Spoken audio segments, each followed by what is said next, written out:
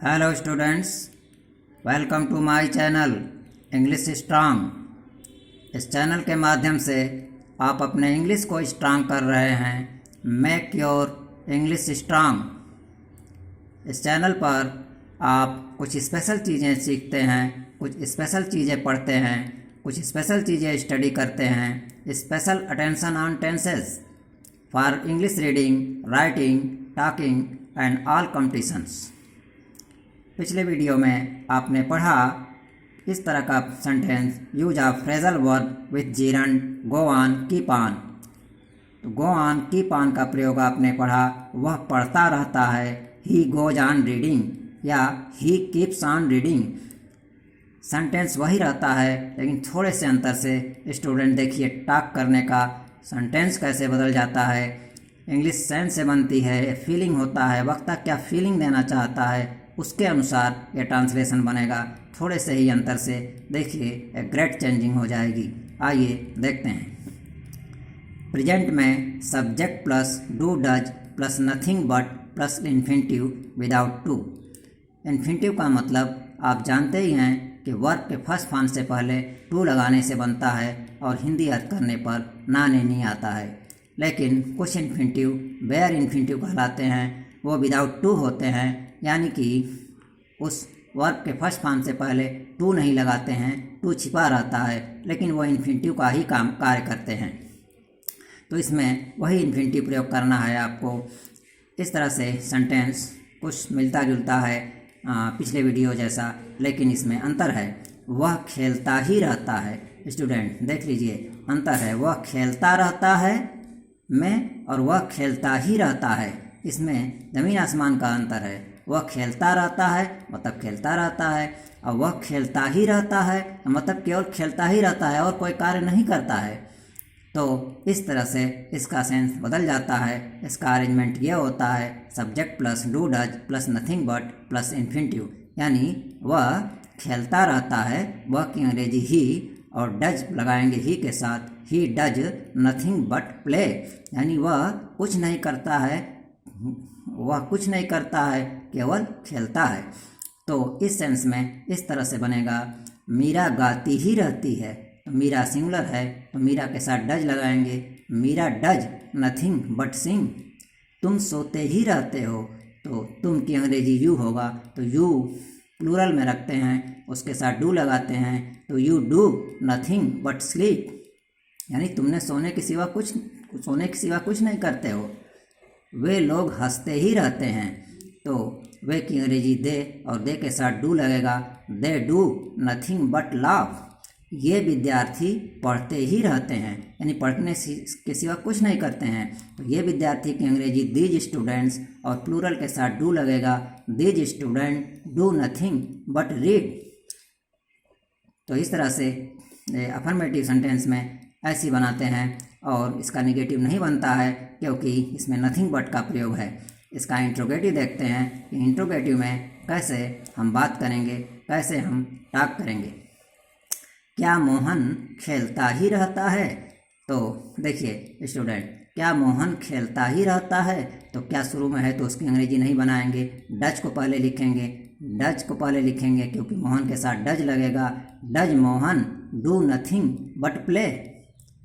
वह क्यों रोती ही रहती है, वह क्यों रोती ही रहती है। तो इस तरह से इस सेंस में क्यों की अंग्रेजी पहले बनेगी वाई, और सी के साथ डज लगता है तो डज लगाएंगे, why does she do nothing but weep. क्या मीरा नाचती ही रहती है, तो क्या की अंग्रेजी नहीं बनाएंगे, डज को पहले लिखेंगे, does Meera do nothing but dance.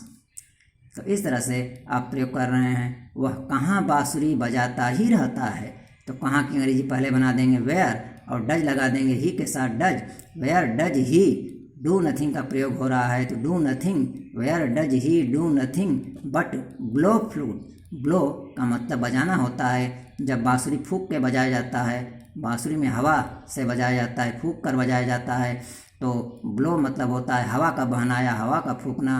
तो बजाना की अंग्रेजी ब्लो होता है। इस सेंस में इंग्लिश सेंस से बनती है, तो बजाना की अंग्रेजी यहाँ ब्लो होगा, तो फर्स्ट फॉर्म ब्लो प्रयोग करेंगे, और बांसुरी की अंग्रेजी फ्लूट। तो where does he do nothing but blow flute. और अगला सेंटेंस आप देखेंगे, बहुत ही अच्छा उदाहरण आपके लिए। तुम्हारी अध्यापिका किसे पढ़ाती ही रहती हैं, यानी और कोई कार्य नहीं करती हैं, उसे पढ़ाती ही रहती हैं। तो किसे की अंग्रेजी ऑब्जेक्टिव केस का ये प्रयोग होगा interrogative pronoun to whom. To whom, whom के पहले टू लग जाएगा। To whom does your teacher, to whom does your teacher do nothing but teach. तो पढ़ाती ही रहती हैं बट टीच। तो इस तरह से हम देखते हैं कि प्रेजेंट में इसका प्रयोग बहुत आसान है, nothing but plus infinitive without to. आइए अब देखते हैं कि पास्ट में क्या होता है। पास्ट में अरेंजमेंट है subject plus did plus nothing but plus infinitive without to. तो किस तरह का सेंटेंस पास्ट में आएगा ये पिछले वीडियो में आपको मालूम हो गया होगा। आइए देखते हैं कैसे होता है। मैं खेलता ही रहा, यानी खेलने के सिवा कोई कार्य नहीं किया। तो मैं खेलता रहा कि अंग्रेजी आपने बनाया था कि वेंट ऑन या केप्ट ऑन का प्रयोग किया था। आई केप्ट ऑन रीडिंग, मैं पढ़ता ही रहा। लेकिन मैं खेलता ही रहा यानी खेलने के सिवा कोई कार्य नहीं किया, पास्ट में कोई कार्य नहीं किया। तो सभी सब्जेक्ट के साथ डिड का प्रयोग करेंगे, आई के साथ डिड प्रयोग करेंगे, आई डिड, और नथिंग बट प्ले, यानी खेलने के सिवा कुछ नहीं किया। मैं कुछ नहीं किया, केवल खेला, यानी I did nothing but play. वह सोती ही रही, तो वह की अंग्रेजी सी डिड नथिंग बट स्लीप, यानी सोने के सिवा कुछ नहीं किया और केवल सोती ही रही। तो सी डिड नथिंग बट स्लीप। क्या वह खाता ही रहा, तो क्या शुरू में है तो उसकी अंग्रेजी नहीं बनाएंगे। डिड को पहले लिख देंगे डिड और सब्जेक्ट लिख देंगे ही। डिड ही डू नथिंग का प्रयोग हो रहा है तो डू नथिंग लिख देंगे। Did he do nothing but eat, खाने के सिवा कुछ नहीं किया, वह खाता ही रहा। Did he do nothing but ईट।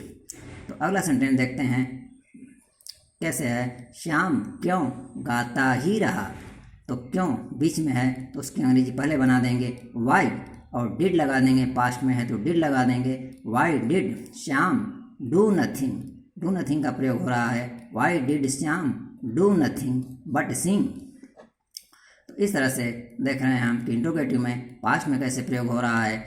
वह कहाँ नाचती ही रही, तो कहाँ की अंग्रेजी पहले बना देंगे वेयर, और इसके साथ डिड लगा देंगे। प्रत्येक सब्जेक्ट के साथ डिड लग रहा है तो डिड लगा देंगे। Where did she do nothing but dance, where did she do nothing but dance. इस तरह से हम देख रहे हैं कि इंट्रोगेटिव सेंटेंस में कैसे प्रयोग हो रहा है। और अगला सेंटेंस बहुत ही अच्छा उदाहरण, वह कैसे पढ़ती ही रही, वह कैसे पढ़ती ही रही। तो कैसे की अंग्रेजी हाउ लिखेंगे और डिड का प्रयोग कर देंगे। How did she do nothing but read.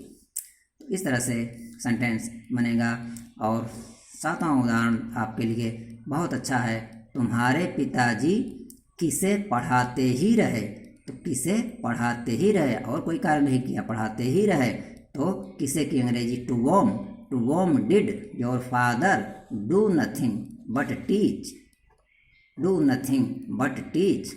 और अंतिम उदाहरण बहुत इम्पॉर्टेंट और बहुत ही अच्छा उदाहरण है, इसको आप देख लीजिए। तुम किसका उपन्यास पढ़ते ही रहे, तो तुम किसका उपन्यास पढ़ते ही रहे। तो किसका ये पॉजेसिव केस का ये प्रयोग होगा वोज, और इस एक्सप्रेशन में वोज के एक्सप्रेशन में तुरंत नाउन प्रयोग हो जाता है। तो वोज नावेल, नाउन प्रयोग तुरंत हो जाएगा। वोज नावेल, तब लगाएंगे डिड, यही अरेंजमेंट ट्रांसलेशन का है। तो यहाँ यही नियम लागू होगा। वोज नावेल डिड यू, इसके बाद subject whose novel did you do nothing but read. यहाँ जो प्रयोग हो रहा है बहुत आसान है, डू नथिंग बट रीड। तो whose novel did you do nothing but read, यानी तुम किसका उपन्यास पढ़ते ही रहे और कोई कार्य नहीं किया, तुम केवल उपन्यास ही पढ़ते रहे। तो whose novel did you do nothing but read, तुमने कुछ नहीं किया और नावल पढ़ा केवल। तो इस तरह से स्टूडेंट देख रहे हैं आप कि कितना अच्छा प्रयोग आपको के इम्पॉर्टेंट यूज़ मैंने बताया। यदि आपको ये मेरा वीडियो अच्छा लगा हो तो लाइक कीजिए और अपने दोस्तों के साथ, अपने रिलेटिव के साथ, अपने फ्रेंड्स के साथ शेयर कीजिए ताकि उनको भी इसका लाभ मिल सके। यदि आप मेरे चैनल पर नए हैं तो सब्सक्राइब कीजिए और बेल आइकन को प्रेस कीजिए ताकि आने वाला हमारा हर वीडियो आपके सामने हो और आप इसका लाभ उठा सकें।